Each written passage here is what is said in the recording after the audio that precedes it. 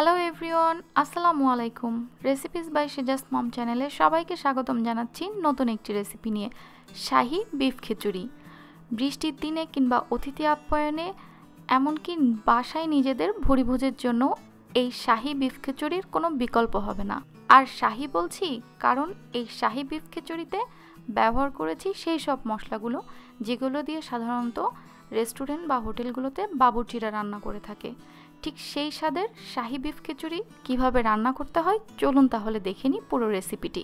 এখানে আমি নিয়েছি 1 কেজি পরিমাণ গরুর মাংস। আপনারা চাইলে এটা খাসি কিংবা ল্যাম বা মুরগি দিয়েও করতে পারেন। আর মাংসগুলোকে দেখুন, আমি এরকম ছোট ছোট টুকরো করেছি, রেগুলার কাটের থেকে একটু ছোট। মাংসটা নিয়েছি হাড়, তেল, চর্বি সহ।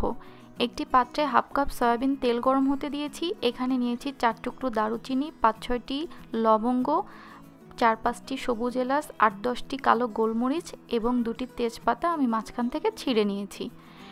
এবার তেলটা একটু গরম হয়ে আসলে তাতে এই গোটা মশলাগুলো দিয়ে দিচ্ছি ফোড়নের জন্য। একটু নেড়ে চেড়ে এর ঘ্রাণটা একটু ছেড়ে আসলে এখানে আমি অ্যাড করে দিচ্ছি হাফ কাপ পেঁয়াজ কুচি। এই পেঁয়াজ কুচিটাকে তেলে হালকা করে একটু ভেজে নিতে হবে, একেবারে বেরেস্তা করার প্রয়োজন নেই। পেঁয়াজটা 3-4 মিনিট ধরে হালকা একটু ভেজে নিয়ে এখানে অ্যাড করছি 1 টেবিল চামচ করে রসুন, আদা এবং জিরা বাটা। এখানে কিন্তু আপনারা জিরা চাইলে গুঁড়াটাও ব্যবহার করতে পারেন। এবার এই বাটা মশলাগুলো আমি একটু কষিয়ে নিচ্ছি, তারপরে এখানে সামান্য পানি অ্যাড করে দিচ্ছি, এতে করে গুঁড়া মশলাগুলো দিলে আর পুড়ে যাবে না।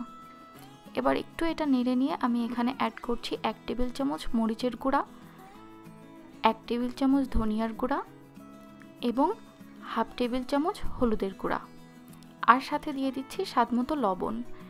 এবার সবগুলোকে একসাথে খুব ভালো করে কষিয়ে নিতে হবে। আচ্ছা, মশলাগুলো কষানোর জন্য কিন্তু এখন কোনো পানি ব্যবহার করছি না। ঠিক 4-5 মিনিট পরে যখন এভাবে মশলাগুলো সব কষানো হয়ে এসেছে তখন আমি অ্যাড করে দিচ্ছি সে আগে থেকে ধুয়ে রাখা মাংসগুলো। এরপরে এখানে আমি অ্যাড করছি প্রায় 1 চা চামচ মতো জয়ফল এবং জয়ত্রী গুঁড়া। এখানে হাফ চা চামচ আছে জয়ফলের গুঁড়া এবং হাফ চা চামচ আছে জয়ত্রীর গুঁড়া।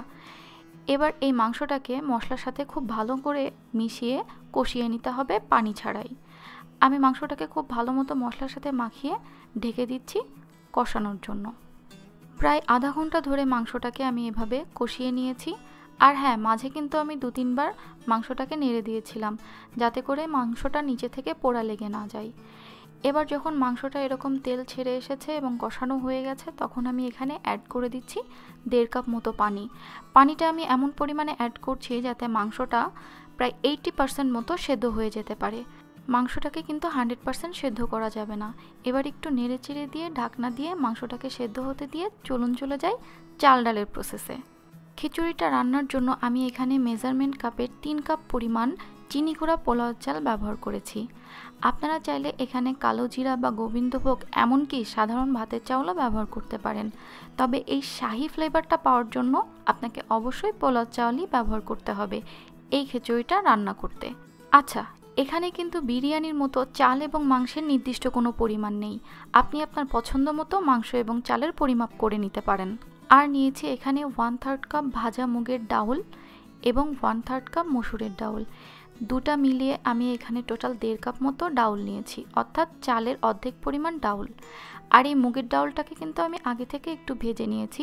মুগের ডাল কিন্তু অবশ্যই একটু হালকা করে ভাজবেন, বেশি কড়া করে ভাজলে কিন্তু এই মুগের ডালটা শক্ত হয়ে যাবে, এতে করে পরে আর সেদ্ধ হতে যাবে না। এবার এই চাল ডালকে একসাথে ধুয়ে পানি ঝরতে রেখে দিচ্ছি।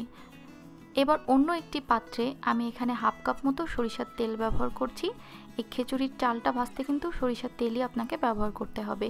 এখানে 2টি তেজপাতা, 4টি এলাচ এবং 3 টুকরো দারচিনি নিয়েছি।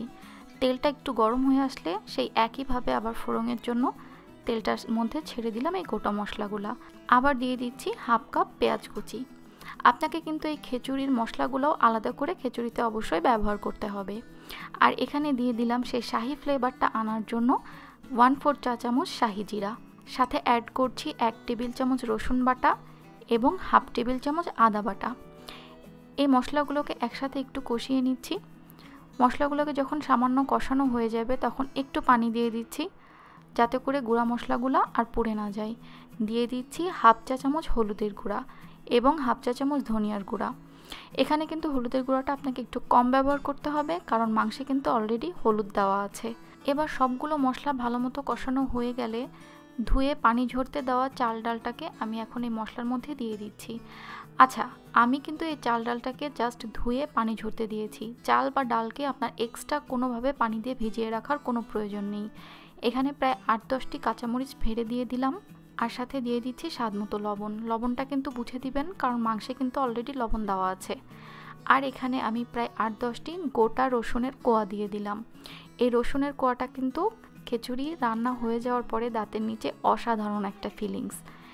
এবার এই চাল ডালের মিশ্রণটাকে খুব ভালোভাবে মশলার সাথে ভেজে নিতে হবে।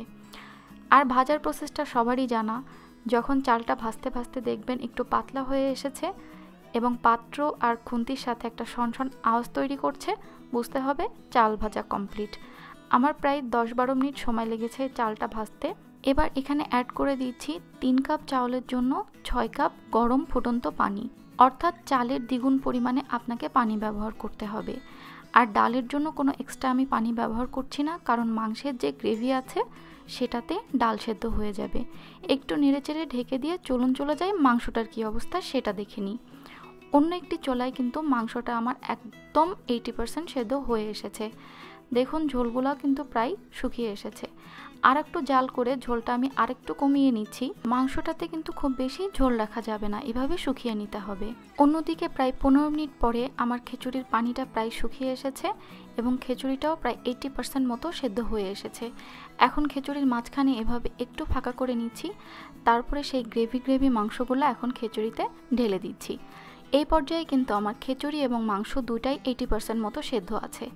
ঢেকে 5 মিনিট অপেক্ষা করছি। 5 মিনিট পরে আমি এই মাংসটা আর খিচুড়িটা আলতো করে নেড়ে মিশিয়ে দিচ্ছি।